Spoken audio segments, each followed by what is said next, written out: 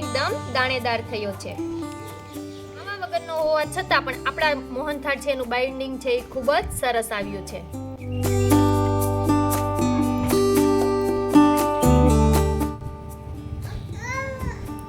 તો તમે જોઈ શકો છો કે આપણો એકદમ દાણેદાર મોહનથાળ છે એ તૈયાર છે.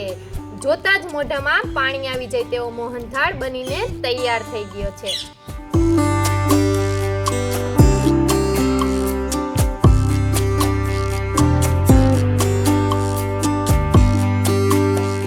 Hello friend, welcome to my YouTube channel. જય શ્રી કૃષ્ણ, જય માતાજી. તો આજે આપણે બનાવીશું ગુજરાતના સૌના ઘરમાં બનતી અને સૌ ગુજરાતીઓની મનપસંદ મીઠાઈ એવી મોહનથાળ.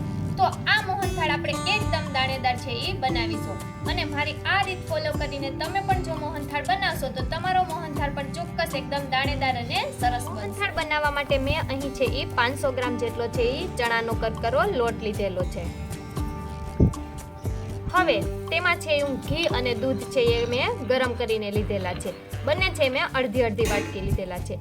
તે આમાં છે એ ઉમેરી દઈશ અને ગરમ હોવાથી પહેલા છે આપણે એને ચમચીની મદદથી મિક્સ કરીશું. મોહનથાળ બનાવવા માટેનું માપ છે એકદમ સરળ હોય છે. જો તમે 500 ગ્રામ ચણાનો કરકરો લોટ લીધો હોય તો એની સામે છે એ તમારે 500 ગ્રામ ઘી લેવાનું છે. તેમજ 400 ગ્રામ છે એ ખાંડ લેવાની છે.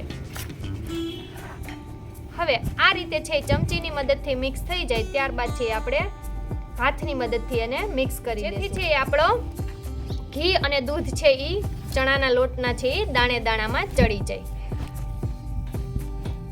આ રીતે એકદમ સરસ રીતે છે આપણે એને ધાબો દઈ દેશું.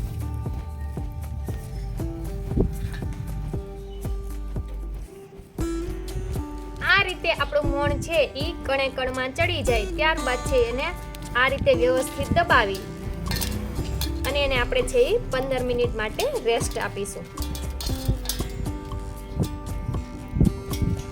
15 મિનિટ થઈ ગઈ છે.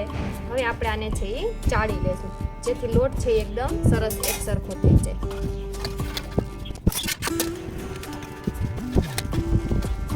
તો તમે જોઈ શકો છો કે આપણો લોટ છે એકદમ સરસ દાણેદાર થઈ ગયો છે. હવે આને છે આપણે શેકી લેશું. શેકવા માટે આપણે છે એ ચૂલા પર એક પેન પેનમાં છે એ 250 ગ્રામ જેટલું ઘી લીધેલું છે.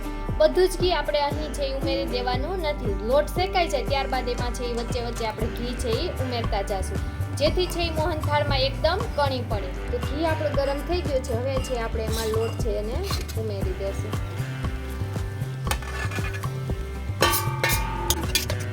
અહીં તમને પહેલા છે ઘી ઓછું લાગશે પણ જેમ લોટ શેકાતો જશે એમ ઘી છે એ છૂટું પડતું જશે લોટમાંથી.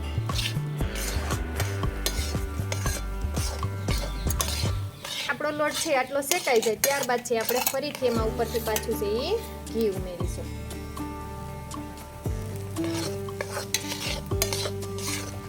અને આપણે એને શેકતા જઈશું.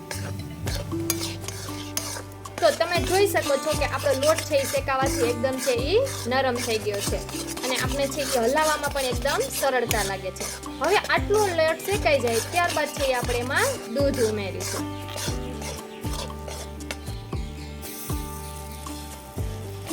દૂધ ઉમેરો ત્યારે તમારે છે એ હલાવવાની ઝડપ રાખવાની કેમ કે જેવું તમે દૂધ ઉમેરશો એટલે તમારો લોટ છે એ નીચે બેસતો જશે.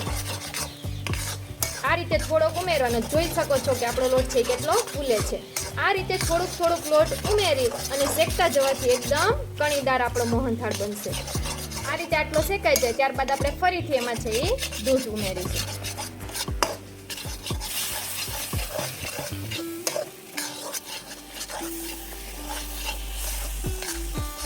તો તમે જોઈ શકો છો કે આપણો લોટ છે ગોલ્ડન બ્રાઉન કલરનો થઈ ગયો છે. હવે આપણે એને છે ચૂલા પરથી નીચે ઉતારી લેશું.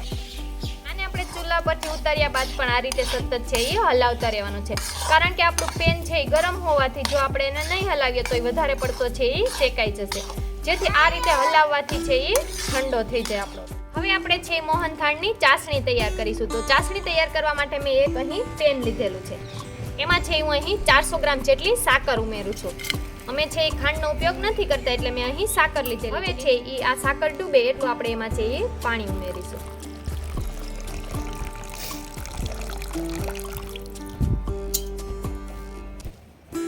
હવે આ પેન છે એને આપણે ચૂલા પર મૂકીશું. હવે છે આને આપણે ગરમ થવા દઈશું. એક તારની ચાસણી આવે ત્યાં સુધી એને આપણે ગરમ થવા દઈશું.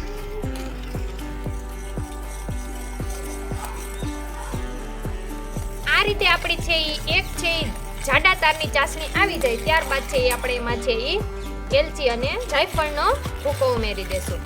અહીં તમે છે કલર ઉમેરવો હોય તો તે પણ ઉમેરી શકો છો, પણ કલર છે સિન્થેટિક હોવાથી તેનો ઉપયોગ છે હું અહીં નથી કરી રહી. હવે આ ચાસણી છે અડધી મિનિટ માટે ઠરી જાય ત્યારબાદ આપણે છે એને લોટમાં ઉમેરી દઈશું.